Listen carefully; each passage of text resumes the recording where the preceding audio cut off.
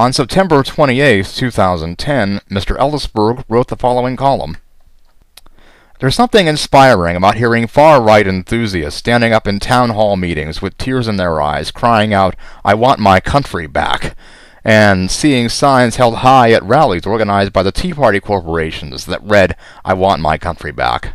I am here to my father fought in World War II with the greatest generation in the Pacific Theater for this country. And I don't want this flag to change. I want my country back.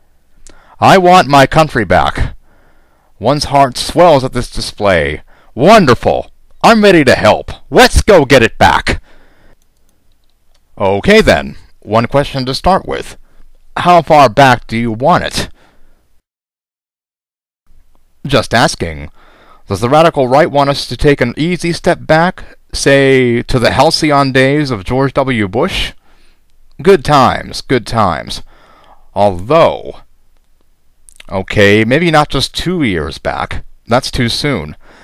Not time enough to get past the economy collapsing, 2 wars, the national debt doubling to $10.7 trillion, a U.S. city wiped off the map, warrantless wiretaps, and ignoring the warning of an imminent terrorist attack. So, perhaps further back. You know, to more comfortable pre-9/11 thinking. Back to the good old days of Bill Clinton. Well, fair enough. We know that's not the country the radical right wants back. God forbid. It's more likely that they want to return to the days of Ronald Reagan and George H.W. Bush. Yes. Except, well, the problem is that this is when President Reagan's chief of staff, Dick Cheney, yes, that Dick Cheney, infamously said, budget deficits don't matter. And we know budget deficits are the most important thing to the Tea Party Corporation. And so the budget deficit tripled, and the national debt quadrupled, and Mr. Reagan sold armaments to Saddam Hussein. Yes, that's Saddam Hussein. And worse, sold Saddam material for making anthrax. You know, that weapons of mass destruction thing. So, yeesh. This can't be what the radical right is pining for. And surely they don't want to go back to the Jimmy Carter years, or, God forbid, Richard Nixon. Lyndon Johnson did have the Great Society, so that sounds promising. Though it's what created Medicare and Medicaid, and the National Endowment for the Arts, and when the Civil Rights Act was established, which included affirmative action. So that's hardly the country the radical right and Tea Party folks want back. So, what country do they want back? Otherwise, it's just empty yammering when you lose an election. Well, listening closely, there is such an America they're referring to, and this is what appears to be what the radical right and Tea Party corporations want when they say, "I want my country back." They want to go back to an earlier time, a friendlier time, a better time in America of our youth.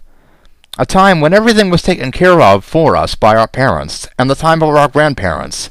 A time of that mythical shining city on the hill. A warmer time that we see in old movies. A happier time. I want my country back, they say. Back to that good, gracious, wonderful time in America, back when there were picket fences, smiling neighbors, pride of country. A handshake was your bond. That's the country I want back. That's the time I want back. People went on hay rides and caroled together at Christmas and sat on the front porch, drinking mint and juleps, swapping yarns with Grandma and Grandpa. Children respected their parents. Common decency.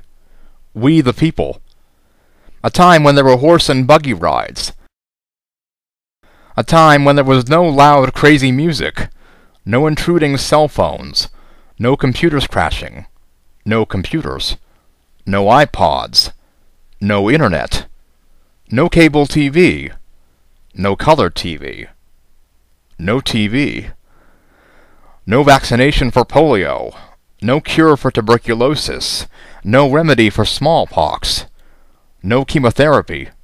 No open-heart surgery. No hearing aids. No pacemakers. No cochlear implants. Women knew their place. Blacks knew their place. Mexicans knew their place was in Mexico. Muslims were invisible. No Social Security. No Medicare. No 8-hour workday. No child labor laws. No minimum wage. No rural electricity. No blacks in baseball.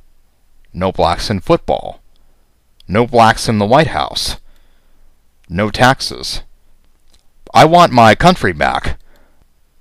I want street cleaning, garbage collection, mail service, public schools, the food supply protected, the water supply protected, police protection, firemen, road repairs, air traffic safety, the military, and a budget surplus, but no taxes, and no democratic president. I want my country back. Way back. So far back it's going backwards. Get rid of Social Security. Get rid of Medicare. Get rid of unemployment insurance. Abolish the 14th Amendment. Repeal healthcare reform. Repeal Wall Street reform. I want my country back. That's the country the radical right wants back. Well, you can't have it back. America doesn't go back. America goes forward. Trying to drag a great nation backwards, and stripping it of anything you don't like just because it isn't for you and you alone, and you're scared of others, and the rest of the country be damned, is not acceptable. America exists because this entire nation built it together, and the far right must accept what exists for those people too. You can't pick and choose. This isn't a buffet, it's America. The thing is, I kind of figure it's my country too. I kind of figure I'm part of that whole we the people thing too, just like all the others. Progressives, reactionaries, gays, Christians, Buddhists, Muslims, agnostics, everyone. Everyone. That's not a touchy-feely, bleeding-heart liberal thing, by the way. It's we the people. It's what we the people actually means. The radical right wants its country back. Me? I want my country forward. And it will go forward, like America always does, despite selfish, mean-spirited, frightened little people who think that restoring honor is calling the President of the United States a socialist, communist, Kenyan Nazi Muslim who hates white people because he's an un-American terrorist. Personally, unlike the radical right, which has been trying to gut America since the uber-conservative John Birch Society of the 1950s, founded by Fred Koch, whose sons David and Charles fund Tea Party corporations today, and earlier, I actually like the ever-changing melting pot of America. I don't like everything about it. Some things in it infuriate me. Some make me burst with pride. But that's how America works. That's what America is. I want my country back, the radical right cries, and that's the problem. It isn't theirs. It's ours. All of ours.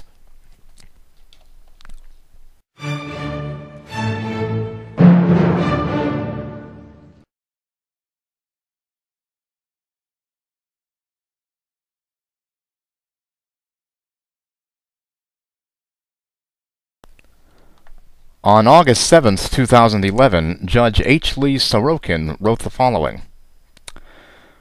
When I was a kid and we were deciding what games to play and how to play them, our slogan was, "The majority rules." That constant and lofty principle ranked right up there with loser walks after a touchdown in sandlot football. The bullies and the brats who stamped their feet to get their way did not make the rules. We carried the concept of majority rule into our adult lives and assumed it applied to government as well, but apparently that is no longer the case.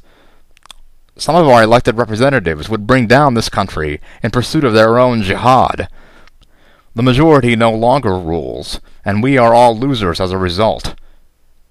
When have we ever had a statute enacted when so many legislators voted their approval and simultaneously voiced their disapproval? The country is in a state of disrepair, and for good reason.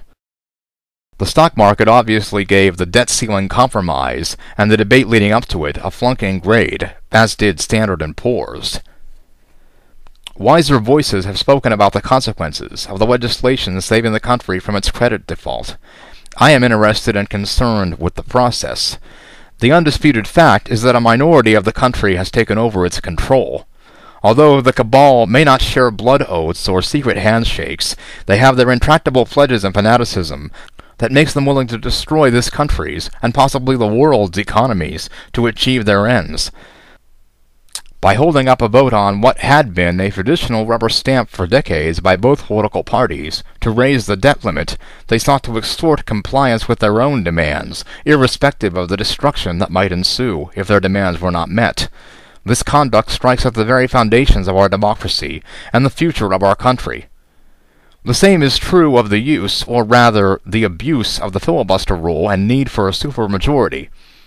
The filibuster rule was enacted and reserved for those rare occasions when the minority was so incensed or outraged by legislation or appointments proposed by the majority or the president that it used this rule to defeat them. For years, an actual filibuster was required. Now, no one need stand in the well of the Senate and actually filibuster. The mere threat is sufficient, and the rule is used in a trivial manner to defeat or delay virtually all important legislation or appointments proposed by the majority. Who can quarrel with noble and popular goals of less government, taxes, and spending, the reduction of the deficit, and the elimination of waste? They are the mom and apple pie of politics. But there is certain hypocrisy in suggesting that this pact not to raise taxes, to end or reduce subsidies, loopholes, or deductions for the very wealthy, is the result of some grassroots movement by the public at large. In resisting efforts to raise taxes on the rich and eliminate their deductions, subsidies, and loopholes, the argument is made by conservatives that the rich already pay most of the country's taxes. They argue that a large portion of the nation pays little or no taxes. Therefore, by their own admission, this intractable resistance to raising revenues from the wealthy is not some uprising of the people, but rather for the benefit of those who have, rather than those who have not. Apart from the early classic Tea Party slogan, "Keep the government out of our Medicare," the cry was, "I want my America back." Well, I want my America back too. Yes, the deficit must be reduced, waste eliminated, spending curtailed, and entitlements reviewed, and probably reduced. But we need a government that operates by compromise, not coercion. I want an America that builds bridges and hires workers to build them. I want an America that educates its children, feeds its poor, helps the unemployed, cares for its veterans, provides for the elderly, and treats the sick who cannot afford it. I want an America that protects its environment, its food supply, its consumers, and its borrowers. I want an America that is more concerned about the civil rights of its citizens, rather than the mythical invasion of Sharia law. What I don't want is to deny any or all of the foregoing in order to protect the wealth of the wealthiest among us. I want an America that cares as much about its people as it does about its corporations. I want an America that reflects the will of the majority in the decisions it makes, and not some small fringe group that threatens the country and its people in order to achieve its goals. I want an America that is not governed by bullies and brats who insist on making the rules. I want an America in which the rules that governed my childhood playground govern the country as well.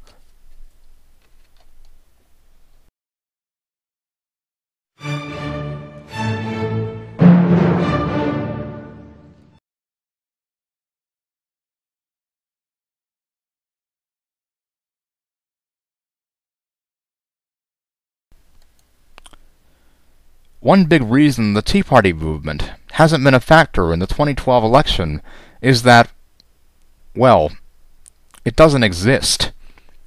Sure, evangelicals, anti-tax crusaders, and Obama haters may call themselves Tea Partiers, but there's a better term to describe these groups: the Fox News fan club. When the history of the remarkable Republican landslide of 2010, winning 63 seats in the House, 6 seats in the Senate, 680 seats in state legislatures, and 10 governorships, is written, right-wingers will insist, falsely, that this was a victory for the Tea Party. They'll spread the myth that the Tea Party was a nonpartisan movement that sprang up to oppose high taxes, even though taxes were at a 50-year low, and the new president had just cut taxes for 95% of Americans. They'll say people who believed in personal responsibility banded together in local, decentralized groups to oppose radical intervention in the private sector by the government, which was all begun by a Republican president. They'll say that Americans who were sickened by debt and government spending finally just had to speak out, even though they'd been silent as the surplus was blown and the deficit exploded under the previous administration. What they'll ignore is how a small group of some of the richest men in America used willing shills to shift the blame for the Great Recession and the debt onto the man who just inherited the crisis. The so-called Tea Party movement was simply a facade for the unprecedented way conservative media and dark money groups rebranded and ignited the Republican base. During the 2012 election, Fox News appears to be as disreputable as ever. They created scandals as excuses to raise funds for Mitt Romney. A super PAC supporting Mitt Romney, and soon after found himself listed on an Obama campaign website, the Post accusing him of being among 8 wealthy individuals with less than reputable records. His name is Frank Vandersloot. He is a multimillionaire who runs a wellness products company in Idaho. The Wall Street Journal reporting that people have now started digging into his divorce records. They continually spread misinformation and spend endless hours creating an alternate universe where Romney is winning. How about in terms of the political campaign? We now have, I don't even really call them conservatives, but, you know, the David Frums of the world, those that are out there suggesting Romney is mismanaging the campaign. You've been an early, loud, vocal supporter. You wanted Mitt Romney. You got him. He picked, I think, a great vice presidential candidate, and that's Paul Ryan. You see the polls, it's neck and neck, maybe a little different in some of the swing states. Some people are almost writing, the finger pointing has begun among the inner elite Republican circles as if election days happened. No, don't worry. Romney's going to win, but the media is in war mode, and that's why they are not talking about Benghazi. All they are talking about is racism. I mean, literally tonight, because Mitt Romney gave a statement about health care in which he mentioned departments, that is being cited as proof of racism. How does that get put into the racist It's category? almost as crazy as Lawrence O'Donnell saying a reference to Obama's golfing reminds people of Tiger Woods, and Tiger Woods is very popular, isn't he? But anyway, that was supposed to be racist. And it's like the whitest sport other than possibly polo. Golfing is racist. Chicago Stay right racist. there. We got to take a break. But none of this compares to what Fox was up to in 2009 and 2010. As documented in the book The Fox Effect, the most popular cable news network in America spent over a year engaged in actual political organizing. They advertised rallies in advance, invited candidates on for the express purpose of making fundraising pitches, and allowed their hosts to raise funds for Tea Party groups. They did this all while fomenting the myth that the movement was nonpartisan and spontaneous, along with hyping scandals that targeted Democratic personalities and institutions, then bullying the mainstream media into covering them. Of course, the first incarnation of the Tea Party was an actual grassroots effort in support of Ron Paul's 2008 campaign for president. In 2009, the name was co-opted by Fox News and dark money nonprofits like FreedomWorks and Americans for Prosperity. These groups, both funded from money by David Koch, took the Tea Party brand and used it to harness the anger millions of Republicans felt as the economic crisis peaked. And with Fox and talk radio encouraging their audiences to take the country back, millions of Americans did become politically active under the banner of the Tea Party, shrewdly organized by the anonymous millions pumped into groups like FreedomWorks and AFP. By 2010, the obvious partisan nature of the movement became impossible to ignore, as the Tea Party focused entirely on Republican primaries. In April of that year, Rupert Murdoch and former Nixon aide Roger Ailes, the men who run Fox News, recognized they'd crossed the line into direct campaigning. The network publicly pulled Sean Hannity out of a Tea Party rally in Cincinnati, where he was set to broadcast his show. Tonight was the last-minute cancellation of the star of the show. News says Amy Wagner has our #1 story tonight. Amy? Well, and Sheree, I can tell you that everybody out here was pointing fingers about exactly what went wrong. In fact, Hannity canceled at about the same time his book signing was set to start. His absence was definitely felt. They were expecting about 13,000 people to show up here. Instead, only about 7,500 turned out. The official word from Fox on pulling the popular political pundit, quote, Fox News never agreed to allow the Cincinnati Tea Party organizers to use Sean Hannity's television program to profit from broadcasting his show from the event. When senior executives in New York were made aware of this, we changed our plans for tonight's show. The channel's actual course correction was more than a year away. But by then, even the GOP's own Pravda realized that actual political organizing was beyond the pale, even for them.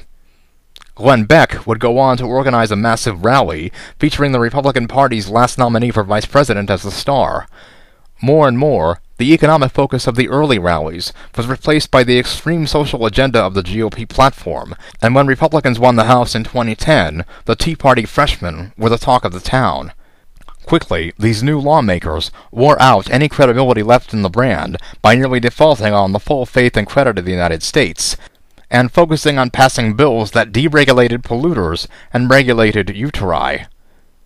By August of 2012, only 25% of Americans supported the Tea Party and 28% opposed it. During the GOP presidential primary, the people still calling themselves Tea Partiers tried to stop Mitt Romney from being nominated. He easily won the nomination. Now, right-wingers still insist on calling their base, the movement's conservatives, the Tea Party. But if you watch the Republican National Convention, the only words mentioned fewer times than Bush or Bin Laden were Tea Party. They were not mentioned once. Those who want to keep the Tea Party myth going want credit for becoming the most loyal supporters of Mitt Romney. Transom's Benjamin Domenech wrote on Tuesday, quote, the Tea Party movement, once again proving its pragmatism once the general election season rolls around, lined up in the immediate aftermath of the Paul Ryan pick and has proven they can grow up. So much about this is funny. The idea that Paul Ryan, who voted for nearly every bill that created the deficit, from the wars to TARP, is a Tea Partier, shows how the brand has been diluted by becoming synonymous with Republican. But the notion that the Tea Party deserves credit for supporting Romney, the first man on earth to ever sign an individual mandate into law, reveals the one true organizing idea for right-wingers behind the last 4 years, hating Obama. Domenech goes on to give credit to Michelle Malkin for not attacking Romney for backing down on his hardline immigration stance. Malkin is the Tea Party? A columnist and Fox News contributor who speaks and sells her books at AFP events all across the country? This is someone who represents the base of the party? Is the Tea Party any Republican who isn't on the Wall Street Journal editorial board? The truth is that if Fox News had started a Mickey Mouse Club, it would have been the Tea Party. Malkin would be Annette. So relatable to the audience, yet so well paid for her efforts. The idea that Michelle Malkin, an employee of the company doing 24/7 infomercials for the Republican Party, would turn against the GOP nominee for president weeks before the election is ridiculous. Think about it. Since Fox stopped actively promoting the Tea Party, how often do you hear about it? Only when a maniac like Joe Walsh, who grabbed onto the brand to win his seat, embarrasses himself. Republicans simply cast the whole ruse aside when it didn't work for them anymore, and those poor folks running around in three-cornered hats are reenacting history in more ways than they can ever imagine.